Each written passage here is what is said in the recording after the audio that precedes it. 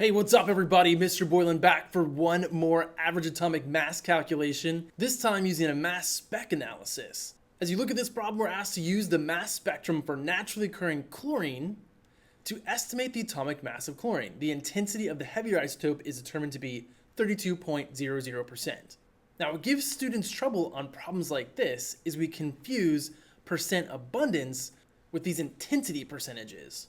And so this is an example of where we need to normalize those values in order to solve for the average atomic mass. So I'm going to take chlorine 35. This peak has 100% intensity. To normalize it, I simply sum together the intensity percentages for each of the isotopes. If this one is 100% and this one is 32%, the total then is 100 plus 32. I'll then multiply that by 100 to get my normalized percent abundance.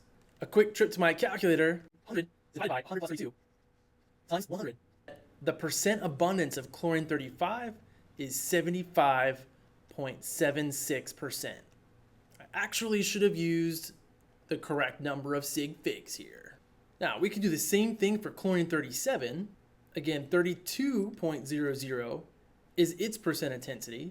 Then to normalize it, we just take that out of the total. Or, notice what I did in my calculator, I realized that there's only two isotopes. So if one of them has the percent abundance of 75.76%, the other is going to have 24.24%. We've now normalized our mass spectrum data to give us the relative percent abundances of each of our isotopes. Now becomes just a typical weighted average calculation. The mass of my first isotope is 35. I'm going to multiply it by its percent abundance, 0.7576. Not its percent intensity, it's percent abundance. Then we add to that the mass of the second isotope times its percent abundance, which is 0.2424. Quick trip to the calculator, 35 times 0.7576, enter. 37 times 0.2424, enter. 26.516, again 4 sig figs.